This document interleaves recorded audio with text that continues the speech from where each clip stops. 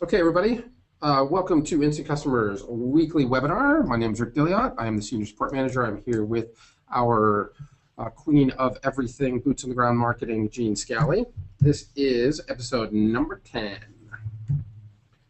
Yeah, if this is the first time you've heard about Instant Customer, the first time you are seeing anything that we've done here, Instant Customer is the fastest, easiest way to build a list, sell books, products, services, make money, build an intimate, authentic relationship with your prospects and your customer, all on autopilot. Yeah, we're getting a message that the sound is a little bit spotty, so just slow that down. Sound is spotty. Let's try a different setting. You go too fast. It wasn't picking everything up. I'm going too fast for the professional microphone. Well, maybe I have a future in some sort of commercial announcing aspect too. Jean, if somebody is just coming in and seeing Instant Customer for the first time, how might they try it? You can go to instantcustomer.com/getsecret and get a copy of Instant Customer right now, Rick. You absolutely can. That's a fairly new offer there, so take advantage of it if you have never tried the product before. It's a secret offer for anybody who might be catching this webinar. That's why it's Get Secret. Right, because most other people catching the webinar are going to be selling it through their affiliate link. Who would you say, given your vast experience with the system, Jean, that IC is for? IC is great for small business owners, authors, experts, speakers, consultants, service professionals, Main Street businesses, large businesses, national brands. Businesses that haven't even started yet. They're just in the great opening phase. Oh, especially them. Basically, Rick, anybody who has a business or wants to help people who have businesses. There's some stuff there.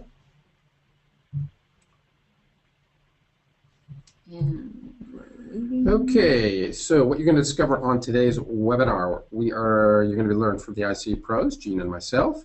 Today we're going to be discussing our receipt scraper function. Very interesting. If you do any online sales, it's a way to present a bonus so people will forward you an email from a purchase. So you can build a list based on the purchases, which you usually do not get.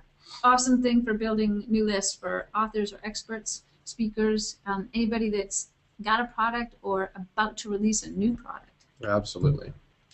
We're going to take as many of your questions as we can, and I've got some special offers at the end, as usual. Before we begin, just know that this is being recorded. If you're already a customer, the replay is available in your Instant Customer inbox. There is basically a notification there with a link to a page that's got all of the previous links to all of the previous webinars we've done, all 9 of them. Yeah, before we get going, let's talk about what makes a good question. Definitely. If you have a question during this webinar, please go ahead and put it into the questions box and make it as complete as possible, because we get rolling around on these and we get to the questions after and often take them out of order. So if you put a complete question in there, or if you put a question that can easily be answered yes or no, it will make a whole lot more sense to everybody. Yes, a good question is something that is pertaining to the topic we are talking about. A good question is something that would have benefit for everyone. Every once in a while we see questions in there that are very specific to somebody's circumstance. That's not the kind of question we're going to handle on a webinar like this. This is really for the benefit of everybody. So try to ask questions that are a little more general and would apply to everybody and are on topic. Right, and just so you know, if you have questions that are off topic that you put in there, don't be surprised if we just ignore them. Yeah, those are much better suited for support. Our support turnaround has been 24 hours consistently. It's been really, really good lately. Our forum is built out with a bunch of questions. We're continually updating that as well. We really have made a huge effort and investment in the support area, so that is the best place for that. Before we go any further, if you're not already getting them, you can get updates for this webinar. You get like a little, I think you get an email an hour before and then a text right before we start. You just text your name and email to 858-208-0989. There's no marketing that goes out to that. That is strictly updates for this particular webinar series. This week's tip of the week is a fantastic one as usual. Jean, why don't you tell us a little bit more about custom fields? So custom fields you can create for any campaign that you're running in Instant Customer. And you want to use them to do things like ask your audience what they like or what they hate or what they want, and then act on that. So, for example, I use these a lot when companies that I'm working with want to release a new product. It goes great in the restaurant world. You can ask, like, hey, we're thinking of putting this on our menu. What's your thought on it? Or we're going to add a new dessert. What's your favorite flavor? It does two things when you ask questions like that. It gets your audience engaged, and it gives them a stake in whatever it is you're doing. So if you're asking about a new dessert flavor, for example, people will be more likely to start lining up at your restaurant and then asking your servers, you know, when is this new dessert coming, or what have you decided to go with? You go in caramel or chocolate. It gives them more interest. Right. This is basically a place for any type of survey questions you do, a place for those answers to go so you can reference them, run reports on them. Absolutely. Like that. Okay, our hero of the week is Go-To Guy. Gene, why don't you fill me in a little bit on what he's been doing? This looks really recent as well. Still? Yeah. So Go-To Guy closed his first sale March 15th using one of my favorite campaigns, the Grand Opener. And if you don't know anything about me, this is the one I created. So anybody that uses this and has some success is likely to show up as one of our heroes. He used this Grand Opener campaign for a new massage therapy clinic located near his home. And after he got finished starting this campaign and getting it running, he had a lot of confidence and got home and closed another sale with a fuel additive product company. He wrote in on our Kajabi member portal, and this is direct quote, "OMG, I feel like it's my birthday. Mojo absolutely rocks." So hero of the week, Go-To Guy, by the way, a Canadian customer. Excellent. And we salute you, hero of the week. And if you're unfamiliar with it, Mojo, cross-channel Mojo is another product for us. I will have an offer for that later. That is a comprehensive program that includes a lot more than just Instant Customer. It's a big training thing. So training and mentoring. It's really important. Really, in anything that you're trying to master, having a mentor is huge.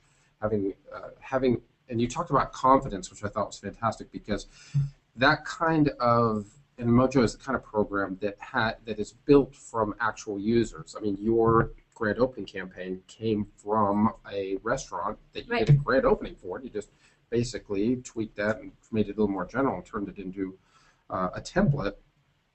So, in this case, a combination of tools, training, community is really big too.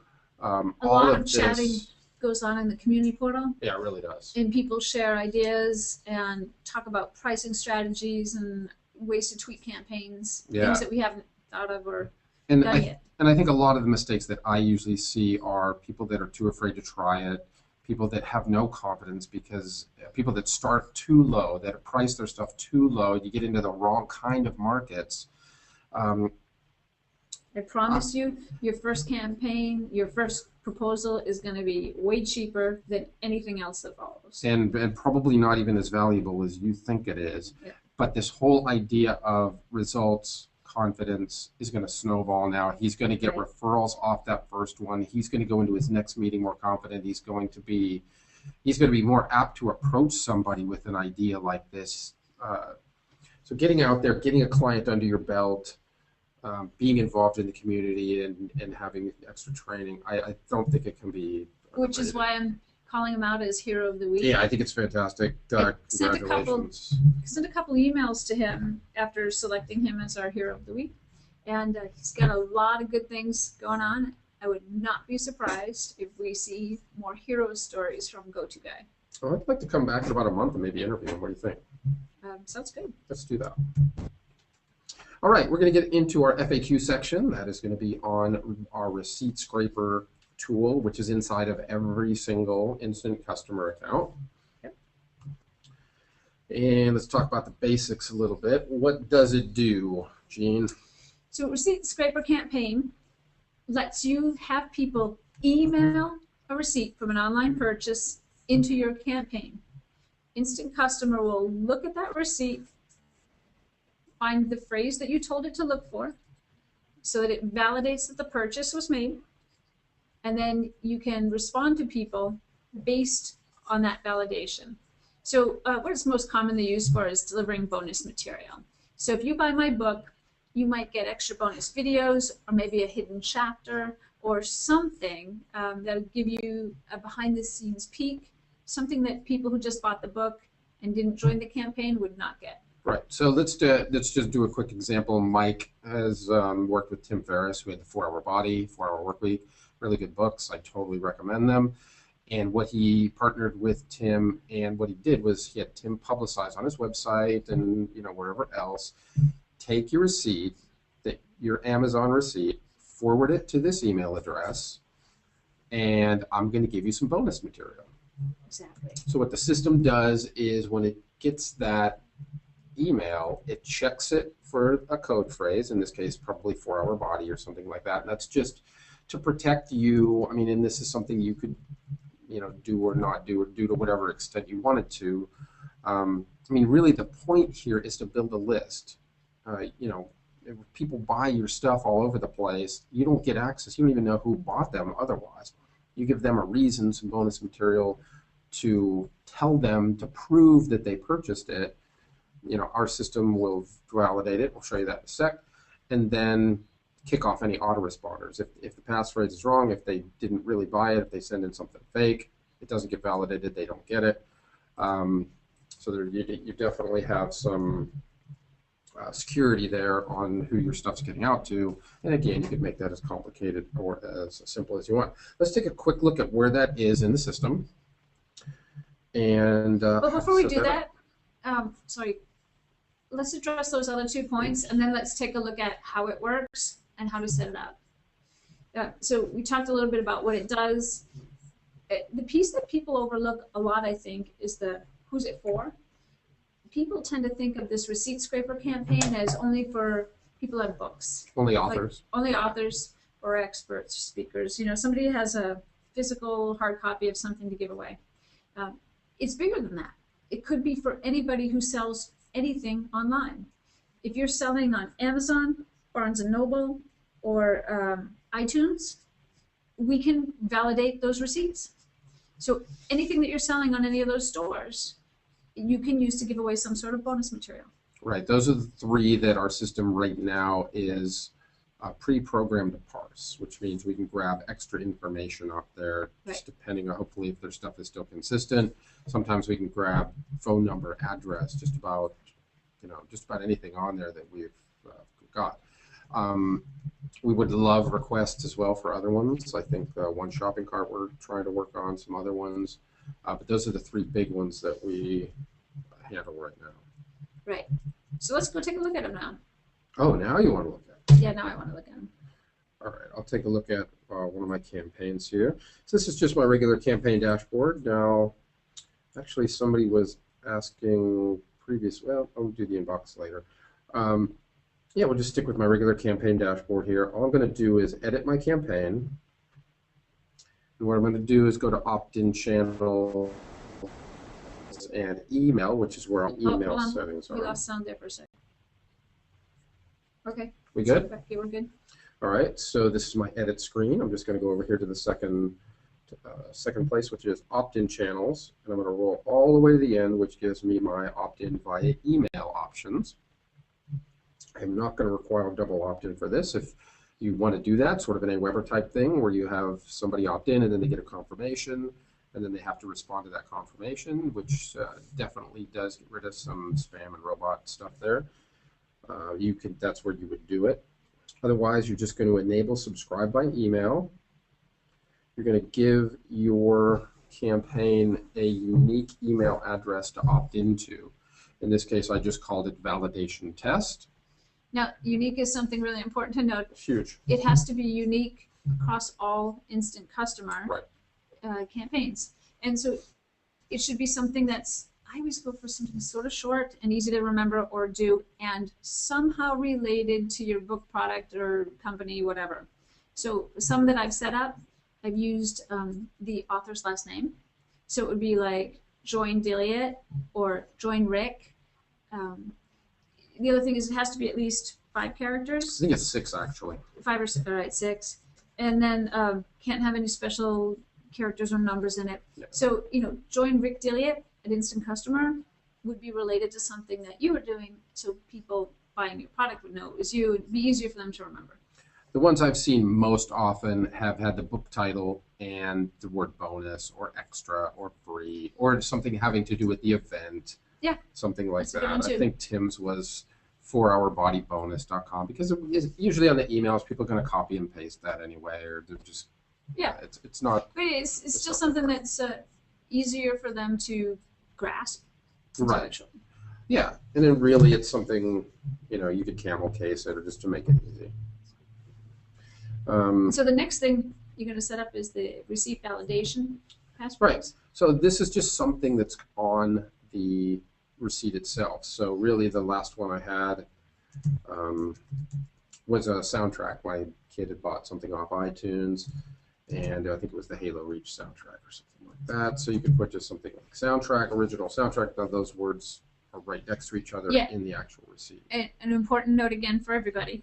The validation passphrase is something that shows up on that receipt that is unique to the purchase so that you know they bought your stuff. Correct. In this case, original soundtrack would validate any original soundtrack anybody bought. That is a very good point. Obviously, that would not be what I would Again, be book doing title exactly. or product title is something that people typically use.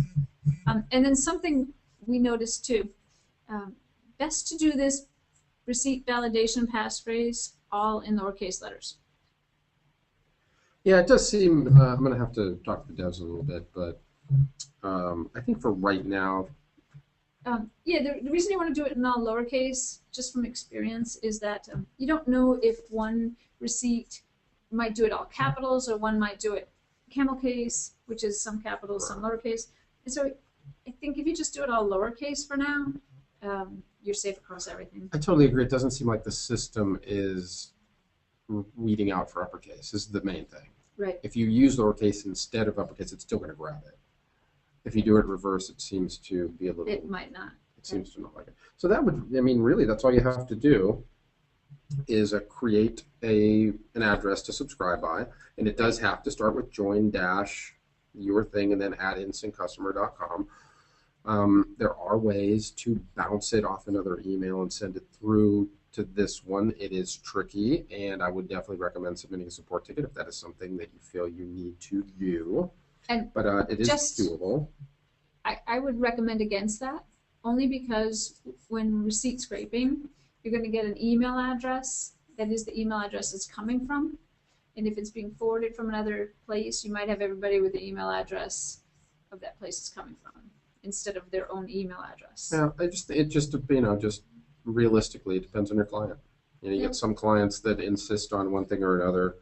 Absolutely. And it does, it can be done. It's definitely trickier. I don't really recommend it, but if they have to, they have to. So those are really the only 2 things that you have to do. Yep. And so once you do that, that's setting it up to receive your emails with the receipt. And the other piece that you need to set up is the autoresponder that goes out only if they get validated. So first part is somebody sends you an email with a receipt for the purchase, and the second part is autoresponder goes out based on whether or not they sent you a valid receipt. So to do that, Rick is right now looking at autoresponders, and if he slides down to email receipt has been validated, if you don't validate, you're not going to get this email. So if you just send in a blank email, no receipt, that's not a validation, you're not going to get this email. So Rick's typing in his bonus material, and that will do it. That will save it. Now, what you just saw was Rick using a campaign that didn't have anything set up specifically for receipt scrapers. Right. We do have a campaign in the gallery called it's campaign number 4, book and something. So, I think it's called Book and Product Robot or Book something and like something that. Let's robot. take a look. I'm just going to go over It's to number 4. build it. So, and So that you should be in select- everyone's count, correct? That's just part It's of in the everyone's 21 count. ways. The 21 It's ways part of the should 21 be ways. accessible. So if to you search absolutely for everyone. number 4, So what I'm going to do is I'm going to go over here to filter, and I'm going to go to the 21 ways first. That's easy. So I can see what the heck she's talking about. Slide over to number 4. I'm going to go right down here to There the it is. book and product selling robot. Product selling robot. So you can just step through this wizard. Just a couple of quick, easy questions. And at the end of the wizard, you will be able to customize with the static tags. Rick just jumped straight to customize. You're not going to be able to set up your receipt passphrase until after you get this campaign into your, or the template into your campaign list. This static tags here let you customize the emails that go out. Yeah, let's go ahead and take a look at this real quick. So this is asking me, what did people buy from you? Right. So in this case, you said online marketing book.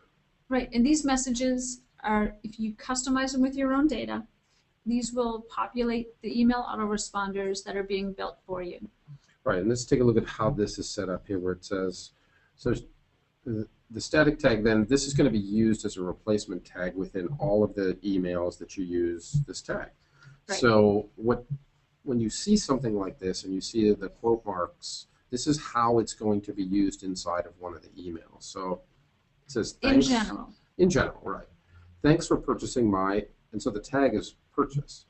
So you want to make sure that sentence makes sense. So thanks for purchasing my online marketing book. Thanks for purchasing my video series. Thanks for purchasing my Album. my training Manual. yeah, whatever. So go ahead and click that little add this tag link. And there are 10 tags left. You just go through these one at a time. Fill them in with your data. Some of these are links. Some of these, so if you have the link to your bonus, if it's a PDF or if it's a video, you just put the link in right there. That way it'll be put in to the put into the system. Tomorrow I'll follow up with the link to my free video, report, whatever. Enter the URL to that media.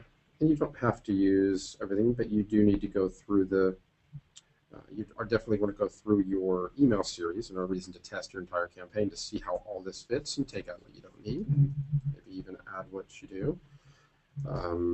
Pretty simple one here. What do you help your target audience do? I help make money online. I help the target audience make money online, even if they don't know anything about the internet, don't have a website. So this is the circumstance. You can use circumstance here and the circumstance tag there. Right, so 2 more, I think.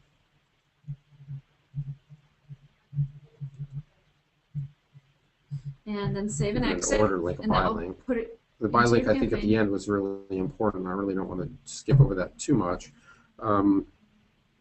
because the whole point of communicating with your audience is to get them to buy, is to turn them from prospects into buyers. So pretty much everything you do should have some sort of buy opportunity in there.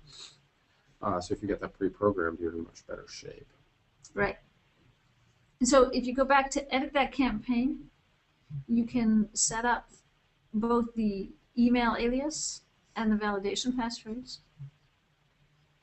So it's opt-in channels email, and then just put in your passphrase and your validation.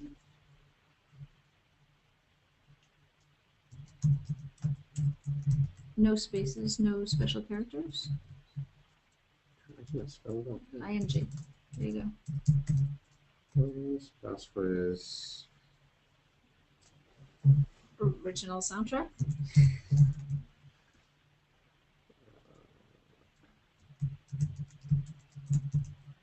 There you go. And now if you save that, you can go take a look at your autoresponders. Oops. Oh, it's the apostrophe it doesn't like, probably. Yeah, it doesn't like the apostrophe at all. So in that case, I would take that word out. Yeah. Put in just something like training series. Or if you have an SKU or something, you can probably use that. Yeah. That would be unique to the product and consistent across all receipts if they put their SKU on it. Yeah, that's actually a really good idea. You can see down here, it's got that, and you can really, really any email registration now has to have that passphrase in it. Right. If you did want to cheat, you could just give people the passphrase, and that would do the same thing. Yeah, that brings up a really good discussion, and that's the whole cheat discussion. Some people look at this as, I don't want people to be ripping off my bonus material. The reality is that number of people that might actually do that is so small. Right, and let's look at, we're talking about two completely different things here. Right. If you have people that are paid into a system already and are getting access to bonus material, you probably want to have that somewhere else and have that password protected. That's what we do. This, however, is usually giving some sort of bonus that's not all that, I don't want to say valuable, it would be valuable, but not all that protected. It's not that protected. Your purpose here is to build your list and get the names and emails, phone numbers, whatever you can get from people you wouldn't otherwise have gotten. So it's not that kind of bonus material. I don't think I think the point is. So I've used this with an author to help promote the book pre-launch. So before the book was on sale, we had people join this campaign, and then we sent them messages. Yeah, this gets real interesting, actually. 2 months before the book came out, to drive them into a frenzy, so they ran into the store and bought the book, and immediately sent the receipts in so they could get some hidden material. Well, I've seen people use this in that way, except to drive people to Amazon so they could hit the bestseller list. Well, exactly. To me, that's the interesting thing, is to drive that pre or even after release, because you can hit that list anytime you want. It's just number of sales per day. You could drive people to that list with a bonus offer and say, if you buy from Amazon on 3/20 and send the receipt here, and you're going to get this. A beautiful way to drive your book to the top of the Amazon bestseller list. If you get a lot of sales in a short period of time on Amazon, you're going to rocket your product up to the top of the bestsellers list, or at least in the top 10. Right. Then you call yourself a bestseller for the rest of your life. Not only that, but being on that list will generate more sales. 100%. Oh, yeah. And so if you have a book that isn't out yet, you can put this information about getting into your campaign in the back of the book, on the cover, on a page, or as an insert into the book, which will again help drive your list so that your next book has a built-in group of people who are fans. You can use it to upsell people to other products and services. And like I said, I'm a big fan of giving away kind of behind-the-scenes bonus. So interviews with the author. I love that. People adore that kind of behind-the-scenes, live, candid interviews. You know what? Most of the time that you can use bonus material here is stuff that, deleted chapters, deleted scenes if it's a movie, stuff like that that other people couldn't have access to, that isn't even something that you would otherwise charge for. Or videos of the author telling about why that story came about. Oh, yeah. If there was inspiration in their life, or a scene or series that they had seen, or something inspired them to write this, especially with fiction material, right? Yeah, no, totally. What you're doing there is your relationship building. Yeah. Between the author and the audience. 100%. And now you've got a raving fan base. And now you can use that list to say, hey, fans, join me on Facebook. We're going to go chat live tomorrow at 8 p.m. and drive a whole bunch of traffic into your Facebook page. And if you're driving your people around, it's all marketing. If you drive them all around to your Facebook and your Twitter and your website and your blog or whatever else you've got going on, you create this storm of activity that just brings all kinds of people in. Totally agree. But now let's talk a little bit about front end, back end. The whole point of this isn't necessarily, it is to sell books, but for most authors, experts, the money isn't in the books. The money is in mastermind programs, mentorship programs, upsell to training programs. That's really what you're trying to do here, is build a list that continues to build that relationship and allows you to send buy opportunities into a much higher priced product or service there. Right. That's the point of what you're doing here. So if somebody gets onto this list and gets that extra little bonus material, what's your downside? Your downside is you get to send them more buy-ops for your training program or your mastermind group. I don't think that's a negative. I think that's a positive. Building this list, the list itself is what's going to drive more sales to that. So this is not the kind of thing where, you don't really need to be freakish about the security on this. This is this is a back end upsell strategy. Exactly, because anybody who gets your bonus material and loves what they see, you're going to go out and buy the book. Yeah, exactly right. Exactly, because that's a fantastic point. If they get on the list, they're going to go buy the book at some point, or they're going to read it, and they're going to get in, and then it's a kind of a numbers game on how many you're going to upsell into your back end programs. So I think that front end, back end is something that all author experts have to understand and be really strategic about, or they're going to leave money on the table. I think my personal feeling is instant customer. The whole point of it is to not leave money on the table. Absolutely, and again, you're not just going to be a one-hit wonder if you're selling a book. Oh, right? No. You're hoping to get more books. You look at somebody like J.K. Rowling, she had, 8 or 9 Harry Potters? Sure. And the series that's out now. Hunger Games? Yeah. These people are not trying to be one-time authors. Nobody tries to be a one-time author. Oh, no. So if you build your list and you give material that's interesting and interacting with your fans, then you have more fans. And every time you go to sell a book, you can hit them up with this list and say, hey, I'm coming out with this other book, or I'm thinking of this other topic. Tell me what you think. Tell me what you want to see. Tell me what you love or hate about the characters, and use this to build a bigger fan base. Well, that would be a wonderful use of a custom field as well. There you go. So that's quickly how to set it up. Let's go back to the slide presentation for just a couple minutes. So setting it up. Okay. Start with the template. We went with the Template number 4 is the best one. Get a receipt. What I mean by this is go and buy your product online so that you know what your receipts says. Right? And that way you can set up your passphrase based on what you know is on there and not start guessing, because your book title may be shortened, or it may be somehow encrypted in a way that you're not expecting. So if you're looking for the word computer and the receipt prints out CPTR, your validation isn't going to work unless you get it pretty exact. Right. That's testing the actual rather than testing some sort of mythical thing you think it might be is actually a big deal. You know what my favorite word is here. Yes, I do know what your favorite word is. So get a receipt and then create your email alias and your validation passphrases based on the receipt. Very easy to do. And create your autoresponders, or using the template, just go in and modify them. Absolutely, get in, look at all those, modify them, make sure that they make sense, make sure you've joined the campaign and send everything to you so you can see how they actually look like. And then the next thing you need to do, maybe a little troubleshooting. So what happens when receipts don't validate?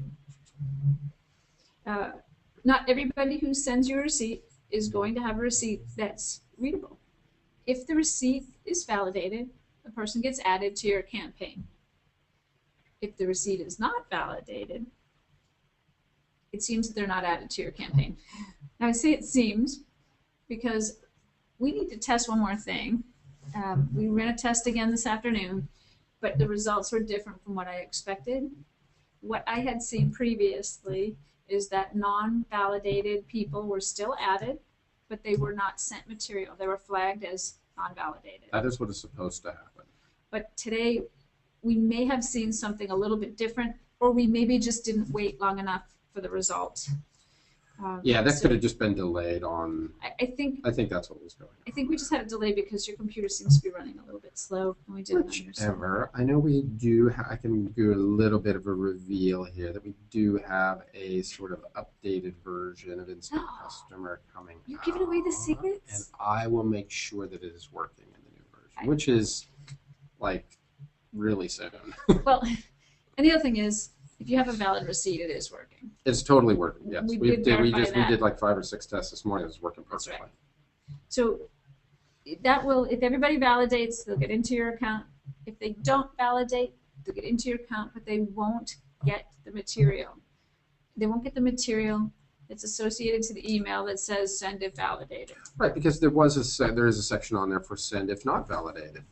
Right. So I mean, you could send something like, I don't know what you would send, but you Well, have no, the choice. I guess you could ask for more information, or you could say call me or something. I did have a case where we sent one receipt validated and we sent another one receipt not validated. And that second message with not validated said, thank you for sending your receipt. Unfortunately, your receipt didn't validate, and so we're going to check it by hand. And your bonus material may be a little bit delayed getting to you, but we are checking into it right now, and you'll receive another reply from us. So it's absolutely valid to send an email if it doesn't validate. No, totally, and you could really do it both ways. You could actually send the email to both. And it'd be the same email, it just goes out. You can't send messages at the same type of message, like an email at the exact same time. Our system won't let you do that. But you can send them a minute apart and send them to everybody. Again, Sure. It depends on what you're trying to do here. Are you trying to maximize? If you're just building the list and making sure everybody's happy, then Well, so I like to do it because it sets expectations. So people have sent you a receipt, they're expecting to get something back.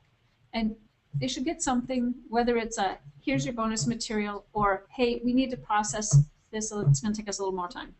Well, yeah, that sounds to me more like a staffing issue, though. I mean, if you don't have the staff to check them, then what are you going to do? You'll get out there and check them, right? I mean, if I was doing it for my author, I would go out and check. But if you're doing it for yourself and you're swamped, just send it to everybody and build the list. Yeah, sure. Just depends on the client. So another troubleshooting point here, if everybody is getting your bonus, maybe your past validation phrase isn't specific enough. Yeah, most likely. Like if you're validating for the word the, you're probably going to get everybody, regardless of what they send you. I would hope so. Yeah. And that's a strategy. You may not care what they're sending you. If they're going through the effort to send something and maybe somebody's again sending you something bogus, you just want to build your list. Yeah, I think it's one of those things where, you kind of want to you manage it, watch it. If you see that you're somehow getting spammed or people are taking advantage, maybe you have to make a change there. Yeah. But right off the bat, I haven't seen anybody even do that. And we've seen some pretty big campaigns with those. Right. So another troubleshooting point, if nobody is getting your bonus, make sure that you have an autoresponder that goes out if validated, and make sure that your passphrase is on those receipts. Because if nobody's getting your bonus, either you've got the wrong passphrase that you're looking for, or you haven't set out your email to go out if validated. I think in general, this would pretty much only come up if you haven't tested it and seen it go out in the first place. Let's get a few points down and we'll make that point. I'll bet. So if you're not using Amazon, Barnes & Noble Online, or iTunes, we can't guarantee that we're going to scrape everything off your receipt. We should still be able to find your passphrase if it's on there, but we may not be able to find somebody's name and email address and whatever else. Name and email should come across. If they're forwarding it, it takes it off the header. So It should still grab name and email no matter what. You're right, it may not get any of the other scraped information on the bottom. It may not even validate. It doesn't mean you still can't build the list that way. Right. I would just, again, that would be something I would test, see how much you get, see how much it's worth to you to do it that way. I agree, and that's why my next point is test everything. Test it. Testing is fun. Test it. Testing is fun. And retest it. Retest it, absolutely. Have friends test it. Everybody's got an Amazon or an iTunes. And a really important thing with the receipt scraper is test it before, much before you need it. Definitely. Because I've seen a lot of people come in here in this office and say, I've got this great book, it's going out in half an hour, let's go. That never happens. Oh, right. So, test some more and do it early. I have to say, this has consistently worked great. Yeah. So, you know. So to summarize, use a receipt scraper campaign for delivering bonuses to buyers. Doesn't need to be a book, can be anything that you're selling. Test it before you need it. Keep it simple. Yeah, this is one of those places where the simpler the better. Mm-hmm. And Rick? Yeah, and to me, this is one of those outstanding tools we give you to engage your audience, especially this case, engaging a part of your audience that you don't really have any access to, and getting access to them. That's the whole point of this. Like we said before, even people that, even if they got in a shady way, you're still able to engage them and build a relationship with them. Keep those buy opportunities in there. That's the point of it. Yeah. And just great campaigns, get results. Engage people, and keep them wanting more. And this is an awesome way totally to engage people. Yeah. Yeah, totally agree. 100%. So we have a couple special offers for We have tonight. some special offers. We talked about earlier that our Hero of the Week was a Cross-Channel Mojo member.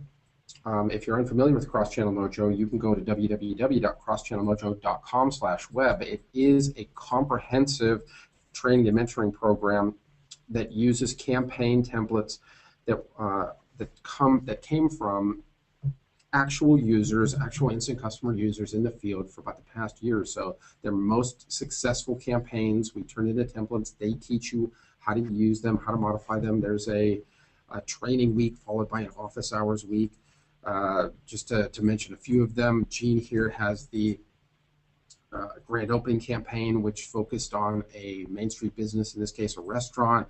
Fireman Mike Lemoyne, if you're familiar with him, did a trade show module. Jody and Eric do a lot of stuff on there as well. You see Paul Holligan on there every once in a while. It's a really great program. The results coming out of it are outstanding, and I can't recommend at least checking it out highly enough. If you're having trouble getting traffic to your site, now Instant Customer, what we do is we capture leads and help you build relationships with them, turn those prospects into clients. Traffic Geyser uses video, blog, article, marketing in order to get eyeballs to your page. So if you need more traffic, that's the place to go. You can get a trial there at the bottom on there, www.trafficgeyser.com/21days/web. And if you want the whole ball of wax, if you want traffic to your page and the capture and follow up all in one bag, that is Main Street Marketing Machines 2.0. We call it Fusion. So that's Traffic Geyser and Instant Customer all together, integrated. Fantastic way to go if you don't already have that sort of integration. I don't know why you would not want it. And that's at mainstreetmarketingmachines.com/web. Again, these are all special offers just for people watching our amazing video series that you are watching right now. Right. Next week we're gonna. Oh, sorry, I hit something. Next week we're gonna go over simple on-demand webinars. We'll talk about ways you might not have thought about using them, how any business can use a simple webinar and monetize their business by using webinars. Yeah, I think the on-demand webinar is a strategy that it's one of those things. Why would you not do it? You know, I cannot think of a good reason. I really not to. can't. I mean, you put together anywhere from a 5 to half an hour presentation with a buy opportunity or a join-in opportunity, giving people, again, the start of that relationship of engagement with your potential clients. Right. It's just so easy to do in here. What we're going to do then is we're going to have a series of these, starting with the simple on-demand, working up to a one-time, working up to a recurring. Right. There are absolutely different levels of complexity with webinars in Instant Customer. So I always want you guys to start simple, build on success. That is Right. Always the way to go. And you can use these on-demand webinars to help highlight your expertise so that people Absolutely. will start flocking to you.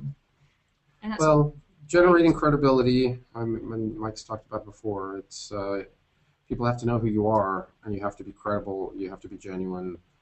It's a wonderful way to do it. And you know, I say this all the time. And people want to connect with other people. And what better way than to see your face, talking about what you know all about, and giving them an opportunity to see that not only do they know what your face looks like, but now they know that you know what you're talking about.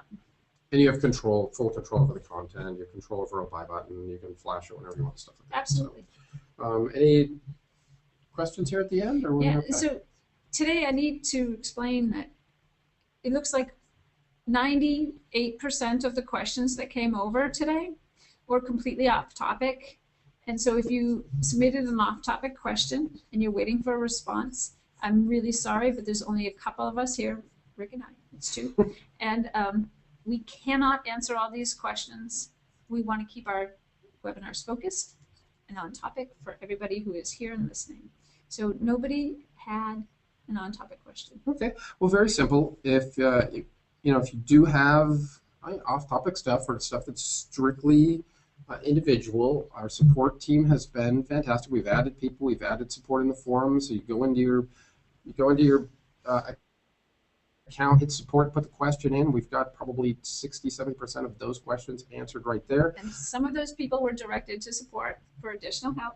So it's not like I ignored everybody. Right, but and it's very easy. Even if you don't go into your account, just help at instantcustomer.com will get you there. Right. We do use a lot of the stuff coming out of support as topics for our webinars. So when we do see multiple people having a problem, we will do a webinar. In fact, our first 4 webinars in this were generated off of the 4 biggest problems we were having in support at the time. So definitely check your inbox for those webinars. If they apply to what you're doing, make sure you watch them. Make sure you're using the support tab in your account and putting your question in there. There's a lot of solutions that are already built out. And otherwise, we've got David and Julie and Lori and Meredith and Jean and myself watching tickets constantly. And our turnaround's been 24 hours or faster. So there's one other question that's come up from a couple different people. It is slightly off topic. Okay, so I'm going to answer it. The question was, when people get an email and they see it's from Instant Customer, are people going to go directly to Instant Customer and buy instead of going to somebody who's offering these services? We've never tackled this one before. Yeah, only 800 million times. So this is going to come up in our FAQ webinar list. So here's the thing. If they want to go and do it themselves, they're not the people you want as customers. No. And if they want services and want somebody to do this for them, they're going to come and look for you. There's not a real mixed middle ground. The people who want to do it themselves are going to find a way to want to do it themselves. Or they're going to want it really cheap anyway. Yeah, in which case, as a consultant, they're going to be more headache and take more of your time than they're really going to be worth in terms of what they're paying you. And that's just from my experience.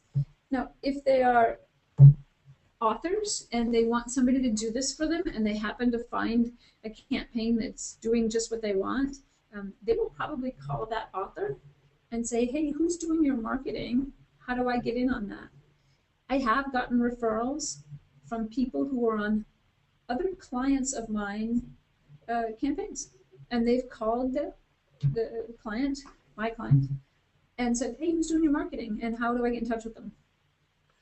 So I don't fear anything that says instantcustomer.com. 2 things. Most people aren't going to look at it.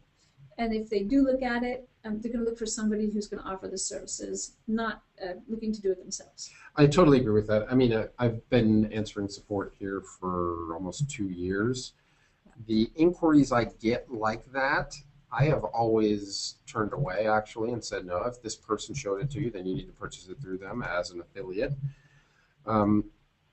But just from listening to those type of requests, those were not going to be people that were going to pay $500 a month consulting fees anyway. If you look at to save a penny or a dime here and there, just not going to be that successful anyway. I think one of the things that I've really learned from Mojo is that the kind of training you get here is valuable. It's extremely valuable, and anybody that is somehow discounting that is going to be a very, very difficult client, and they're not going to pay a lot of money anyway. That's not, Yeah, that's exactly. not where you want to spend your time. Exactly. So I would say run out, find somebody who's selling a product online, or create your own product and put it out online. I And then definitely try this out. give it a chance, give it a try. It's one of those very, very underused features that we have that is really unique and interesting. And anybody that does sell things online will know exactly why you're doing it and would know the benefit of it and would love somebody to set that up for them. Yeah, and it's a really fun campaign too. I agree. I like these. I agree. I've dealt with a couple of very famous authors on them, and there's still, I know Dave Bach still uses it, and Lisa Saskis just used it, and Tim Ferriss, and a bunch of them. So, I mean, this is no joke. This is real authors finding huge value in a thousand person list that they wouldn't have otherwise got. Yeah, and 1,000-person list is a really good sized list Cool. for any business. So go out, give it a try, and if you have any problems, contact support. But I think if you use that template and keep it simple, give it a test before you let it go, and I think you'll be really pleased with what happens. Great. We want to thank everybody for coming this week. We will be back next Tuesday at 2 p.m. and we look forward to seeing you then. And again, we'll be talking about some on-demand webinars. Thank you very much. Right, and don't forget one last word. Check your inbox if you want a replay, or if you need to register for the next one. Yep, absolutely. Have a good day, guys. Bye.